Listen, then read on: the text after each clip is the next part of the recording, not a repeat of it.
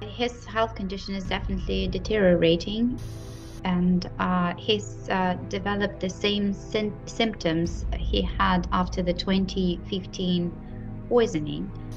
And I believe that the conditions in which he is now being held at this pretrial detention center and his recent, let's say, stay at the in solitary confinement in a disciplinary cell were enough for these symptoms to come back.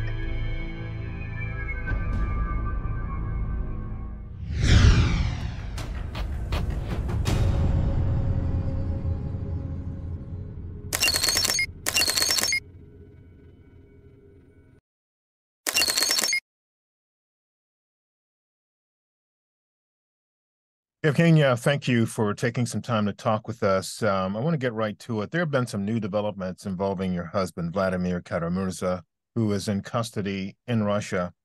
And I understand that, he's ill right now. He's got a pretty serious illness happening right now. How is he? What's going on with him? His health condition is definitely deteriorating, and he's developed the same symptoms he had after the 2015 poisoning, after the first poisoning, when he had peripheral nerve damage and lost feeling in his foot and his hand. He then went through intense physical therapy was still and still had to walk with a cane for almost a year because his foot and hand still had some numbness. And I believe that the conditions in which he is now being held at this pretrial detention center and his recent, let's say, stay at the in solitary confinement in a disciplinary cell were enough for these symptoms to come back because he survived two poisonings, and now it seems like his body doesn't need much for some of the after effects of the two poisonings to come back. And yeah, so this is what is happening. We don't know because we made all this noise after learning about his condition. The prison authorities were forced to allow a visit by the doctor. So he was seen by a neurologist in pretrial detention, and she diagnosed him with polyneuropathy. So basically, the same thing that he experienced in 2015 after the first poisoning, but now it's his 2 feet that are affected. Very sorry to hear that. Um, so he's facing 24 years in prison for these so-called high treason charges. Just briefly, would you remind us how that happened?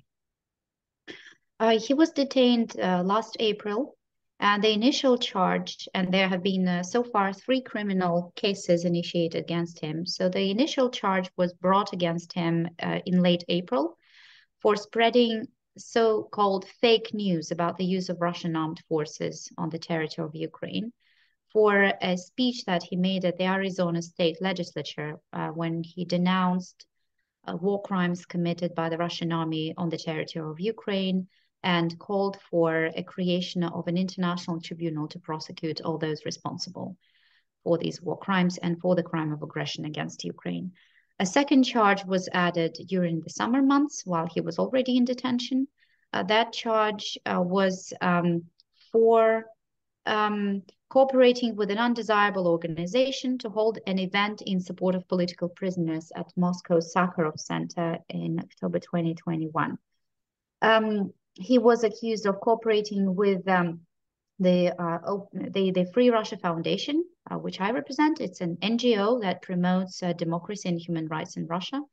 And this organization has indeed been declared undesirable by the Russian authorities, as have since both the Sakharov Center and Memorial, because anything to do with human rights in Russia, of course, nowadays is undesirable.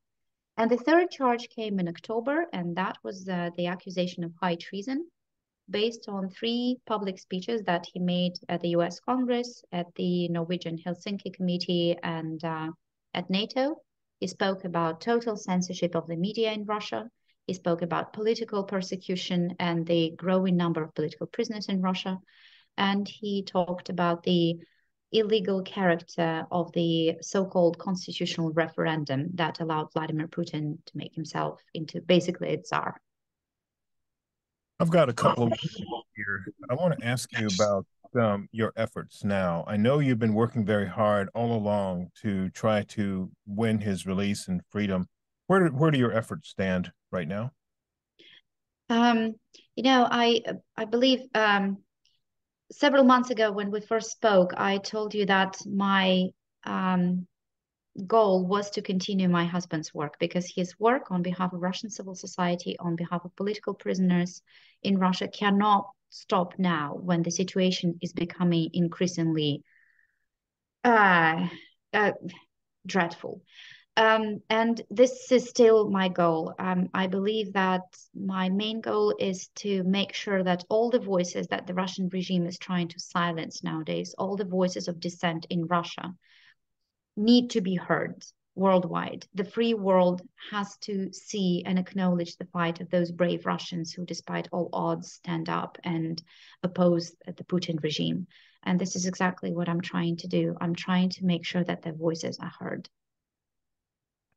Is there anything that I haven't asked you so far in this short interview, and I apologize for it being so short, but is there anything I haven't asked you that you think is important that you want to share before we go?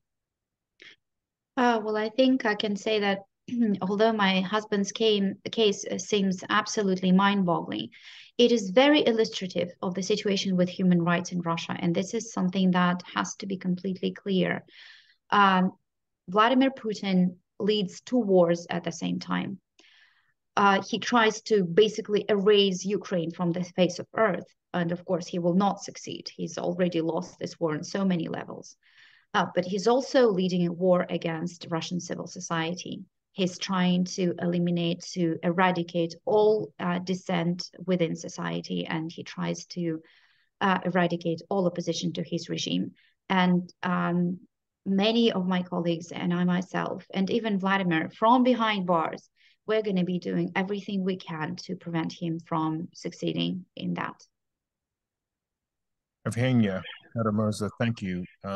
You're always so graceful and always so calm about all of this. And I appreciate you coming, spending a little time with us. We will try again to talk to you soon and perhaps a lot longer the next time. But we know you're busy. We know you have many things to do and a family as well. So thank you for taking time to talk to us about this very serious matter.